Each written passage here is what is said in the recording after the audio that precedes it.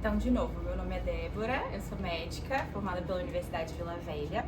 Hoje eu trabalho no Hospital Infantil de Vila Velha, tá? Então, meu público é majoritariamente pediátrico, só que esse hospital também é o pronto-socorro de referência psiquiátrica para pacientes até 17 anos. Então, além do meu interesse pessoal pelo assunto, eu acabo tendo contato quase que diário com os pacientes psiquiátricos nesse acolhimento, né? Esse primeiro contato que a gente, como médico, como equipe, recebe, e depois eles são direcionados à ala de psiquiatria para dar o segmento, tá? Hoje é dia 10 de outubro, não coincidentemente esse evento foi marcado para hoje, porque hoje é o dia da saúde mental.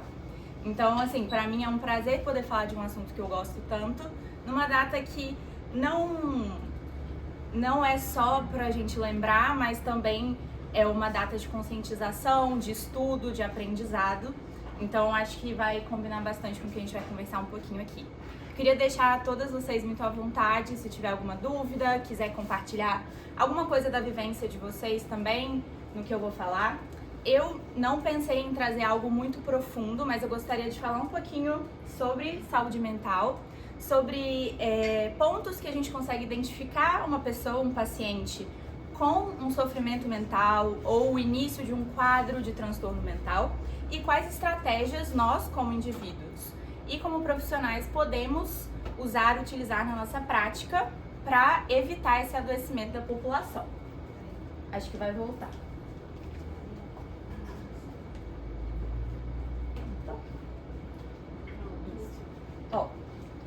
Hoje, essa estatística que eu trouxe do Ministério da Saúde, ele é de 2019, então antes da pandemia. Então esses dados que já são alarmantes, de 1 em cada 4 pessoas ao longo da vida terão algum transtorno mental, hoje é ainda maior depois da pandemia, que a gente percebeu essa intensificação de transtornos mentais, solidão, processos de luto intenso, né, nesse período de pandemia.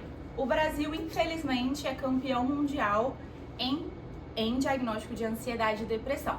Antes da pandemia, a gente já tinha quase 10% de diagnóstico, ou seja, um profissional de saúde diagnosticou o paciente com ansiedade.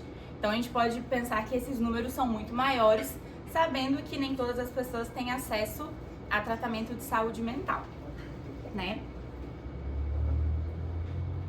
Eu queria trazer alguns conceitos do que envolve a saúde mental. A saúde mental, ela é o bem-estar, né, emocional, físico, psicológico e mental do paciente, nosso. Só que não é só a saúde mental pura, ela é construída por vários elementos. O primeiro fator que influencia na saúde mental é o fator biológico. E disso a gente pode pensar em carga genética, ou seja, uma pessoa que tem uma pessoa com doença mental na família tem uma chance mais alta de apresentar também transtorno mental. A gente vê em números, depressão, quase 40% de chance se você tem um parente de primeiro grau diagnosticado, e transtorno bipolar, que a gente chama de transtorno afetivo bipolar, quase 70%. Então é uma carga genética bem importante.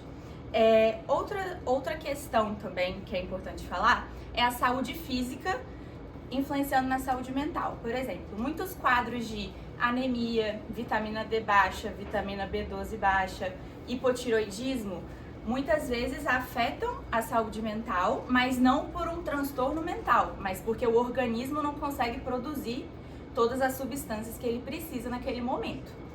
Então também é algo assim que, de repente, na prática, é excluir que seja uma coisa orgânica para a gente poder pensar num diagnóstico de saúde mental propriamente dito. Outro fator também biológico que influencia na saúde mental são as doenças crônicas. Pacientes que são sempre internados, passam por muitos tratamentos, ou têm doenças como fibromialgia, hérnia de disco, doenças que causam dor, isso também impacta na saúde mental, porque viver com dor é algo muito frustrante, né? Muito difícil. Agora, em fatores psicológicos, a gente tem o trauma como o primeiro fator que contribui para o dano da saúde mental. Quando a gente fala em trauma, pode ser um trauma físico, um trauma psicológico, Muitas vezes a gente vê abuso sexual também envolvido, não só porque a pessoa viveu aquele trauma e agora ela teve depressão, mas porque muitas vezes o trauma, principalmente na infância, ele impede o desenvolvimento normal do cérebro e da personalidade. Então a pessoa não teve o acesso, foi negada a pessoa através daquele trauma, o desenvolvimento normal que ela poderia ter alcançado, tá? Em fatores sociais, a gente vê muito a conexão com o meio ambiente. Então, pessoas que se isolam muito, que não têm grupos de amigos ou um grupo religioso que frequenta, ou uma associação de moradores, essas pessoas mais afastadas, elas também tendem a ter uma saúde mental mais prejudicada, tá? E aí, os últimos dois são mais locais, assim, daqui do Brasil, eu imagino, de nível socioeconômico baixo, então a pessoa está sempre em insegurança alimentar, medo de desemprego, medo de não ter dinheiro para pagar as contas, isso também afeta a saúde mental. E fatores culturais como estigma de procurar ajuda, de ser taxado como uma pessoa que não é confiável, que não é 100% normal, se isso existe, né? Então a gente tem esses cinco fatores principais. Então essas 5 coisas constroem a nossa saúde mental. Então, se a gente tem um problema em alguma dessas 5 coisas, acaba que a saúde mental fica um pouco impactada, tá? E uma coisa que eu gostaria de falar, alguém tem alguma dúvida ou gostaria de falar alguma coisa? Não? A diferença de transtorno mental para saúde mental. Existem pessoas que têm um transtorno mental, que a gente diagnostica no consultório. Depressão, esquizofrenia, transtorno bipolar e a saúde mental. Uma pessoa que não tem nenhum transtorno mental pode estar com a saúde mental abalada. Isso não significa que ela tem um transtorno, mas se ela não está com algum desses fatores alinhadinhos, isso aumenta a chance dela vir a ter um transtorno, ou mesmo que ela não tenha, vai diminuir a qualidade de vida daquele paciente, porque ele vai estar estressado, não vai ter alegria, momentos de lazer, e isso acaba também impactando na saúde mental, mesmo que não exista um diagnóstico para aquele paciente, tá? Agora, como eu falei para vocês, uma das coisas que eu queria trazer são como a gente pode identificar, tanto na gente mesmo, quanto nas pessoas ao nosso redor, ou na prática nossa como profissionais da saúde mental, sinais de que alguma coisa não está indo bem. Então, quando a gente vê alterações de humor muito significativas, isso pode ser um sinal de alarme.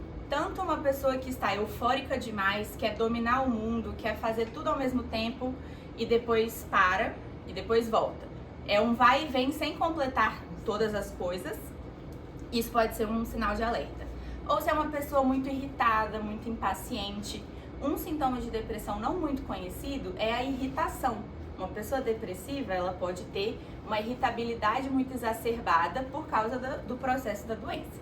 Ou então, aquele sintoma clássico, a pessoa que fica mais triste, mais deprimida, chora a todo momento, também é um sinal de alerta pra gente.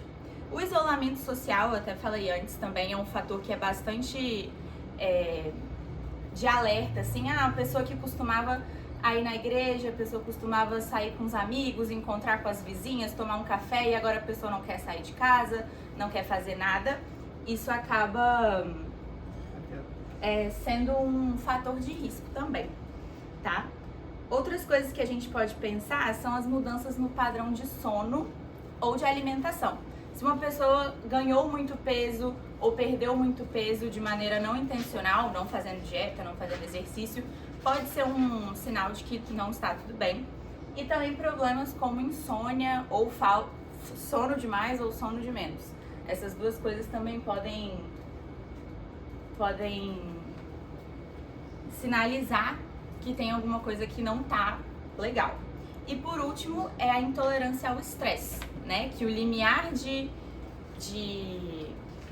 resiliência da pessoa acaba diminuído, né? Que às vezes uma situação no trabalho ou uma situação na família, ela conseguiria de maneira tranquila resolver, aquilo já vira o estopim para um problema maior, tá? Voltou? Então,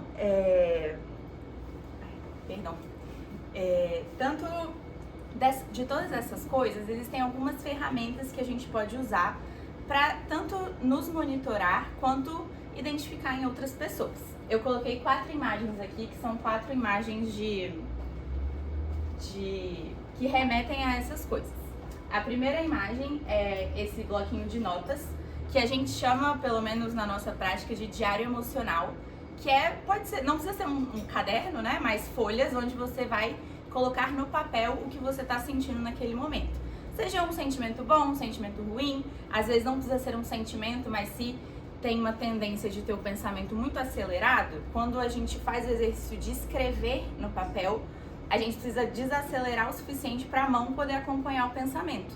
Então esse é um sinal, é uma ferramenta assim positiva da gente conseguir começar a desembolar esse novelo de lã que está dentro da mente para conseguir ir voltando ao nosso basal. A segunda coisa, cadê? É aqui.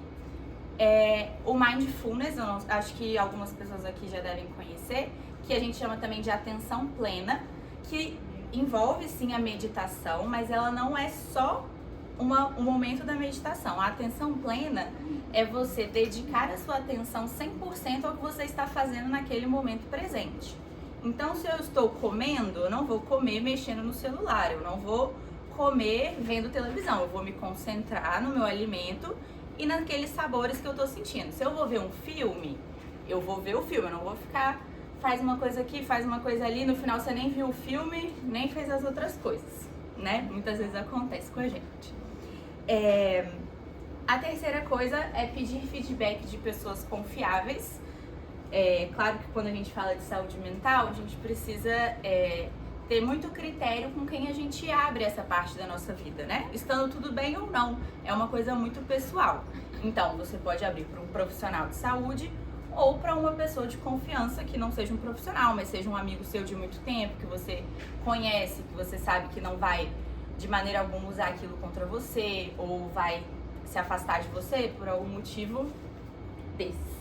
A terceira, que eu botei uma médica ali, é procurar ajuda profissional quando você vê que as coisas não estão se resolvendo só com essas outras coisas, tá? Aí eu queria trazer essa parte do Mindfulness, é uma coisa que eu gosto bastante. E eu sei que na terapia existem várias técnicas de respiração, né? Existem algumas que você usa uma narina de cada vez, mas eu queria trazer uma técnica simples para nós fazermos juntas hoje, que é a técnica de respirar por segundos. Aí como que a gente faz? Vou mostrar uma vez, aí depois a gente faz junto, pode ser? Pode. Vai descruzar a perna, sentar, ficar tranquila e vai colocar a mão aqui em cima do estômago. Isso a gente chama de respiração diafragmática. Não é aquela respiração que a gente faz assim, ó, que enche aqui em cima de ar. A gente vai tentar encher aqui de ar. Então a gente vai deixar o ombro bem relaxado e vai expandir aqui, como se fosse uma bexiga, ó.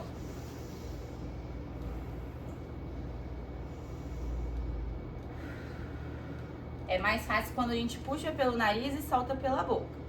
Aí como que é essa técnica? A gente vai puxar o ar por 4 segundos, eu vou contar, tá? Depois a gente vai segurar por 2 segundos e depois vai soltar por 6 segundos. Nas primeiras vezes é normal que a gente solte o ar rápido demais e a gente vai tentar soprar, aí vai ficar assim, não tem mais ar pra sair. Mas conforme vão passando as respirações, a gente consegue ir voltando pra esse basal. Então vamos tentar uma vez? Ó, 1, 2, 3, 4, segura, solta. 1, 2, 3, 4, 5, 6. Tá todo mundo de boca fechada. É pra soltar o ar pela boca. Você fez direitinho? Sem abrir a boca fechada. Vamos de novo, ó.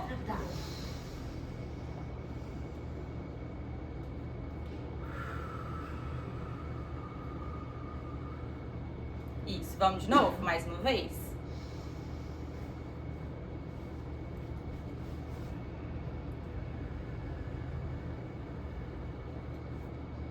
Quando que a gente pode usar essa técnica? Qualquer momento, vocês viram que é muito simples, a gente pode fazer em qualquer local, seja no carro, no trabalho, no banheiro, se a gente estiver muito agitado, né? Então, por exemplo, se a sensação é de que o coração está acelerado, está vindo uma crise de ansiedade, ou você precisa entregar algo, mas você está muito agitado, essa é uma boa técnica. Por quê? Conforme a gente puxa e segura o ar, o oxigênio, né, falando de uma maneira mais médica, o oxigênio tem mais tempo para ser absorvido e depois a gente coloca todo o gás carbônico, que é o resto da respiração, para fora. Então a gente consegue dessa maneira, com mais oxigênio,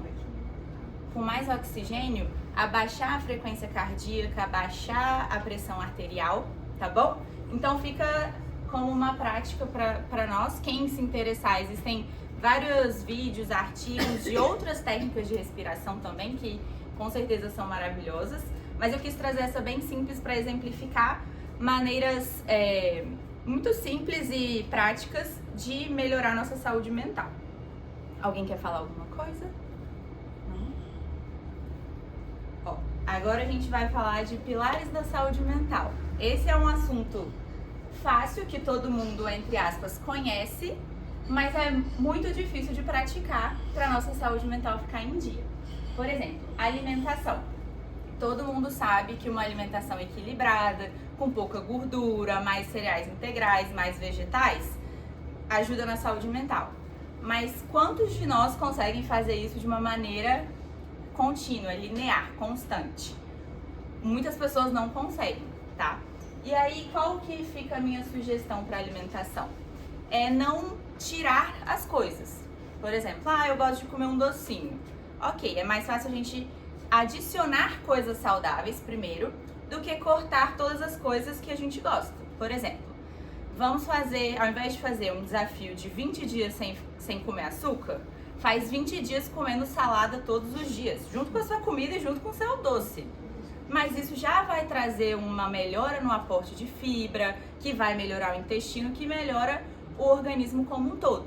Então, assim, a gente pode pensar, eu gosto de pensar dessa maneira, eu gosto de orientar meus pacientes dessa maneira, de primeiro adicionar coisas boas para depois cortar as coisas ruins, tá? Que pra mim é algo que faz mais sentido e é mais duradouro, mais constante.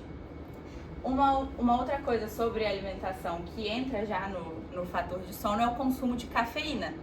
Nós brasileiros tomamos muito café, um cafezinho aqui, que vontade de tomar um cafezinho. Tá um calor de 40 graus e a gente tomando um cafezinho. E a gente não abre mão. Mas a cafeína, ela influencia no nosso sono. Mesmo que, por exemplo, se eu tomar café à noite, eu consigo dormir. Mas a gente já viu em vários estudos que mesmo que você consiga dormir, o sono não é tão restaurador. Então é ideal trazer essa cafeína para o começo do dia. Tentar tomar o último cafezinho ali pelas 3, 4 horas da tarde, porque esse é o tempo do corpo conseguir eliminar a cafeína e aí sim a gente vai ter um sono mais restaurador. O ideal de sono para mulheres, que somos a maioria aqui hoje, é 7 a 8 horas por noite. Então, assim, também é algo difícil, às vezes, com tantas demandas que nós mulheres temos, né? Que são trabalho, família, diversas demandas, às vezes o sono acaba ficando em último lugar. Mas a saúde mental, a gente vê que o sono é um pilar, assim, fundamental. Exercício físico também, não só pela melhora da massa muscular, mas também pela sensação de bem-estar, sensação de ter conseguido cumprir aquele objetivo. E aqui a gente não tá falando de virar atleta, mas de fazer uma caminhada, de fazer um pilates de repente, se você tiver oportunidade, alongamentos, coisas que vão melhorar tudo que afeta a nossa saúde física, de alguma maneira também vai afetar a nossa saúde mental. Então, quando a gente começa a pensar na saúde como uma coisa só e não dividida, a gente vê que cada escolha que a gente toma vai afetar o nosso organismo como um todo e não só uma parte, tá? E aí, os últimos 2 pilares são a conexão social, como eu falei. Esse momento que a gente está tendo aqui de muita conexão social, então, assim, saúde mental indo lá em cima, aqui hoje, nessa inauguração, né, no lançamento. Mas outros grupos também, grupos de trabalho, grupos religiosos, de bairro, né, vizinhas, estudou comigo na faculdade, retoma aquele laço, né, isso aí também é muito importante. E por último, busca ajuda profissional. Eu, pessoalmente, não acredito no lema de que todo mundo deve fazer terapia, todo mundo tem que fazer terapia, porque eu acho que isso afasta as pessoas que realmente precisam de terapia. Mas eu acredito que se existe algo na sua vida que você não está conseguindo resolver sozinho, aí sim você precisa de ajuda profissional, tá? E ela pode ser uma ajuda pontual, que logo você vai ter alta, ou pode ser uma coisa que você vai percorrer um caminho até conseguir desembolar tudo que tá ali e ter uma saúde mental estável, tá? Aí agora eu trouxe alguns pontos que a gente espera, né, que as pessoas façam para nós, mas que nós também podemos fazer para as outras pessoas, que é ouvir sem julgar. Às vezes a gente ouve a pessoa falar uma coisa, a gente já quer contar também uma coisa que a gente viveu parecido, um negócio que a gente acha, mas às vezes a pessoa só precisa falar. Ela não precisa que você valide, ela só precisa que você ouça. Nossa, sinto muito que aconteceu isso com você. Às vezes a gente tem a tendência de querer colocar a nossa experiência por cima, e isso acaba retraindo, né, um pouco. Mostrar empatia é importante, né? Não só nesse caso, mas de maneira geral. Incentiva a buscar ajuda, por exemplo, se a gente tá vendo que uma pessoa precisa, mas ela tá tão mal que ela não consegue marcar uma consulta ou ela não consegue dirigir, você pode se oferecer para ir com ela, você pode se oferecer para marcar, tudo sem ser invasivo, claro, né? Mas assim, eu acredito que vocês entenderam. E por último, mais importante, ser um modelo de autocuidado, ou seja, colocando todas essas coisas em prática na sua vida, você consegue ser um modelo para o próximo, para o familiar, para o cônjuge, para as pessoas do trabalho. Então isso acaba sendo muito importante, porque chama a atenção, né? Agora, já caminhando para o final, eu queria falar de algumas iniciativas locais que nós temos de saúde mental. Serviço de saúde mental em Vitória. Agora a gente vai falar uma coisa mais médica, né? De pronto-socorro, que eu acho que é uma informação que ela é necessária. Que às vezes a gente não sabe onde procurar, aconteceu uma coisa com um familiar e tal. Pronto-socorro psiquiátrico infantil. Hospital Imaba, lá em Vila Velha, perto da fábrica Garoto, que é onde eu trabalho hoje em dia. Para pacientes adultos, ou CAPS ou EAC, o antigo Adalto Botelho também tem emergência psiquiátrica, tá? Linhas de apoio, a gente pode falar aqui do mais conhecido, que é o CVV, o Centro de Valorização da Vida, que oferece apoio gratuito às pessoas com sofrimento mental.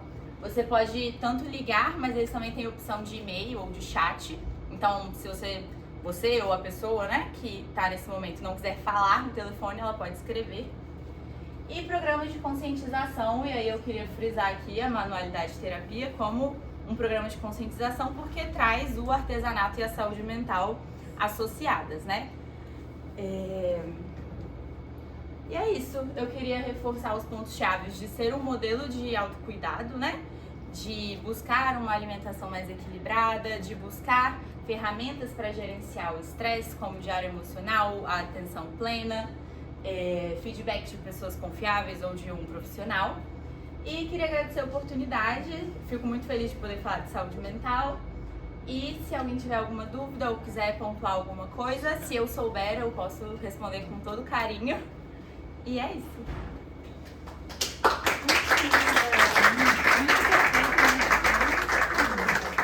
Nós é que agradecemos, Débora. Manualidade Terapia inicia muito bem a jornada dela, tá? Eu tenho, assim, muita gratidão pela sua entrega. Você entregou mais do que a gente esperava, na verdade. A gente ainda tem muito para oferecer. É verdade que a jornada está só iniciando. E eu sou muito agradecida, porque Deus uniu propósitos e não apenas pessoas. Então você que está aqui nessa tarde, sinta-se privilegiado por fazer parte nesse momento conosco, que a gente está lançando a Manualidade Terapia oficialmente. Eu quero informar vocês que ontem a Manualidade Terapia recebeu um prêmio. A gente concorreu junto com mais muitas pessoas. Muitas. Né? E a gente recebeu um prêmio que eu tenho muito carinho de apresentar para vocês em primeira mão. Eu não mostrei nem na minha casa ainda. Então, assim, eu estou muito feliz porque isso realmente representa que Deus, Fernanda, como você disse, está nisso desde o começo. Glória a Deus. O nome nasceu de Deus, tá? Então, assim, eu sei que ainda tem muito para ser feito, tem muito para ser construído. E eu vou pedir o Flávio agora para vir aqui falar da visita que a gente fez na OCB, falar o que é a OCB, por que a gente está pensando em constituir essa organização, quais são os principais fundamentos e pilares que vão sustentar esse empreendimento, tá? E assim, é muito cuidado de Deus desde o primeiro momento, tá, gente? E a gente não está com pressa, é um processo que vai caminhar ainda há algum tempo, porque ele depende de uma construção conjunta. E eu desafio vocês a ouvirem o Flávio de coração e mente abertos, tá bom? Muito obrigada, Débora. Flávio, com você, tá?